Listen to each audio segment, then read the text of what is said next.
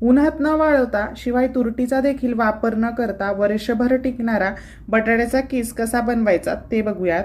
त्यासाठी मी इथे बटाटे घेतलेत, त्याचे वरचे साल काढून जाड होल असलेल्या किसणीच्या मदतीने किस तयार करून घेतला। आता हा बटाट्याचा किस स्वच्छ 4 ते 5 पाण्यामध्ये धुवून टाकायचा। पाणी गरम करून घेतले, त्यामध्ये चवीपुरते मीठ घालायचे। पाण्याला छान दणकून उकळी आली की त्यामध्ये आता हा बटाट्याचा किस टाकून घ्यायचा। फक्त 2 मिनिटांसाठी 70 ते 80% आपल्याला हा बटाट्याचा किस शिजवून घ्यायचा आहे, त्यापेक्षा जास्त शिजवायचा नाही। हे बघा अशा प्रकारे। आता तो एका चाळणमध्ये मी इथे काढून घेतला आणि सुती बेड कव्हरवर इथे पसरवून घेतला। फॅनच्या हवेखालीच रात्रभर मी हा किस इथे सुकवून घेतलाय, छान व्यवस्थित सुकला गेलाय। आता तळून सुद्धा बघूयात।